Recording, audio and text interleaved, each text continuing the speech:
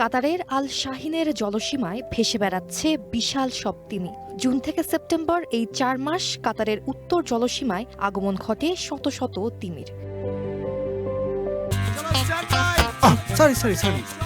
লাইফে কখন কি হয় গ্যারান্টি আছে? তাই ইন্স্যুরেন্স করুন সিটি ব্যাংকে, কারণ ইন্স্যুরেন্স করলে সিটিতে সুরক্ষা পাবেন নিশ্চিন্তে।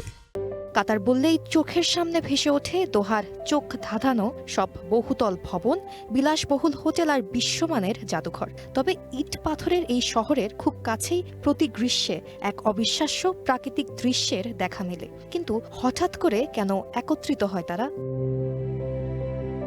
প্রতি গ্রীষ্মে উষ্ণ সমুদ্রের পানিতে অন্যান্য মাছ ডিম ছাড়ে। সেই ডিম আর খাবারের টানেই শত শত তিমি ছুটে আসে আল শাহিনের জলসীমায়। বিশাল এই প্রাণীগুলো 12 মিটার বা তার চেয়েও বেশি বড় হলেও স্বভাবে তারা ভীষণ শান্ত প্রকৃতির।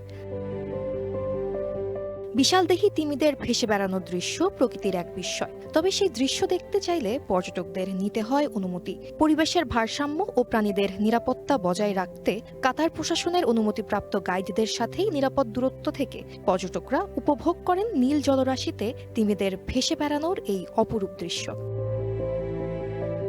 কংক্রিটের শহরের আড়ালে লুকিয়ে থাকা এই নীল বিস্ময় যেন বলে দেয় কাতারের সৌন্দর্য শুধু আকাশছোঁয়া ভবনে নয়, সমুদ্রের গভীর নীরবতাতেও।